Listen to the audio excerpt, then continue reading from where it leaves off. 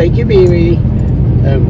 Hi, g'day. We're off on another adventure.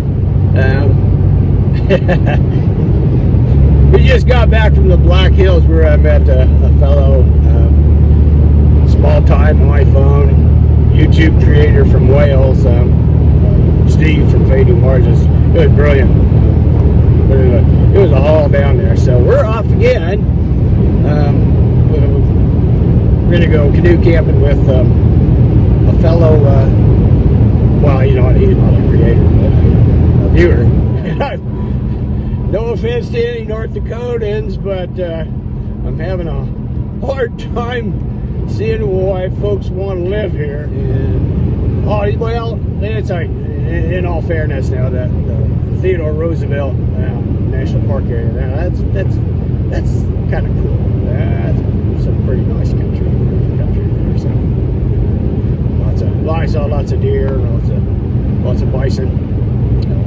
So that part's pretty good, but it's not like it ain't like Alaska by any means. We are in the Turtle Mountains. I'm not sure where I come from. I'm not even sure these would be called hills. How cool is this? Like, I am right on the boundary of Manitoba and North Dakota. So that is Manitoba. That is North Dakota. Yep, Arthur Lake. This is my quest to find someplace wild and free in North Dakota. Well, here we are. I did a recon around the place and I go, oh, jeez. Try to find a place to put the canoe in. On Hartley Lake. In the primitive area. My friend Corey Schultz from native of North Dakota, but lives in Minnesota. The great state of Minnesota. Yeah, well, we might have to flip around and paddle from the stern. I mean, the stern becomes the bow. Well, I just crossed illegally into Canada. We'll see that border on the west side of this lake, where it's been cut. So to keep the border just completely crossed. But there's no boundary on the water. There it is. There's the west boundary. Jorge, you got your passport? I got my passport. With you? I left mine in the truck. Oh. We're in north, the most primitive place probably in North Dakota, outside of Theodore Roosevelt. Yeah, North Unit is Theodore Roosevelt, I think. Here's Corey's and Mimi and my camp. This is second day out here. We took a big canoe trip on up into Canada yesterday. Came back a bit windy, but it was good. So it's not gonna rain, and of course it did. So there's my bedroll, so I just laid out. But it was good. It's all good. I didn't get wet. Yeah, a lot of fun. Yeah. I haven't been canoeing for a long time, but what's that? I haven't been canoeing for a long time, but I'm sure it was fun yesterday. Yeah, I was really impressed with how your canoe handled that wind. It really did a great job. Yeah. So when you got a strong headwind, that's when it's good to be in the center and keep that. Yeah. Well, see, my center's already got all set up for portaging, right? So I can carry it on my shoulders. So I had to get up in the front. So definitely an otter tail. The weight is pretty similar. Oh, yours is quite a bit heavier. Yeah, this is just a trace heavier, yeah. No, mine's made out of cedar, so.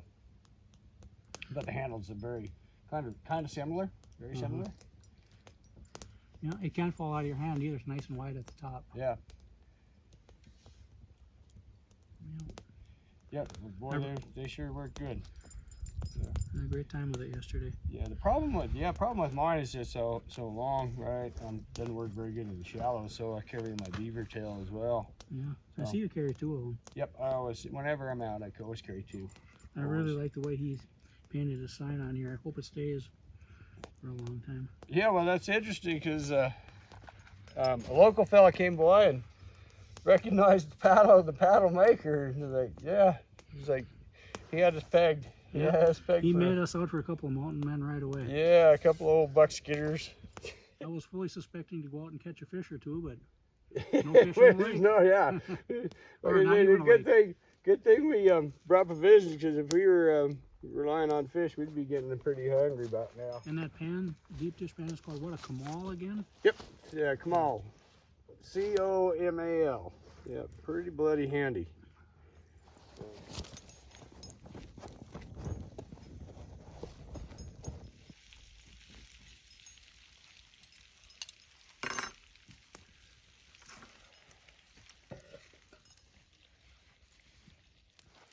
Good shower coming. Yeah, I want to keep that grease in there.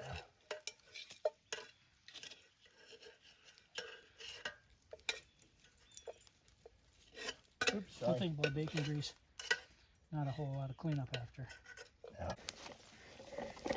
Mimi sucking it up. Yes, you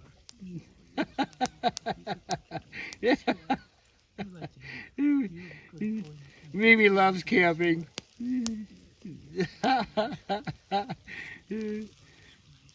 Oh, there's a squirrel.